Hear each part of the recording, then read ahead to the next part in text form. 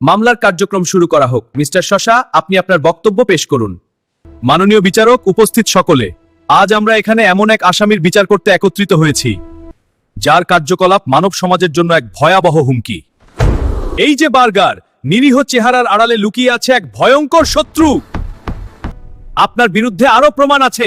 এই বার্গার তার ফ্যাট, অতিরিক্ত লবণ আর অস্বাস্থ্যকর উপাদানের মাধ্যমে অসংখ্য মানুষের স্বাস্থ্য নষ্ট করেছে। সে মানুষকে স্থূলতা, হৃদরোগ আর ডায়াবেটিসের মতো মরণ ব্যাধির দিকে ঠেলে দিয়েছে।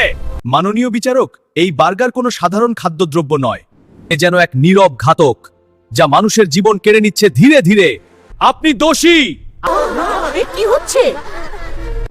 মাই লর্ড, জনস্বাস্থ্যের কথা বিবেচনা করে এই চর্বিযুক্ত মেদবহুল বার্গারকে আজই মৃত্যুদণ্ড দেওয়া হোক।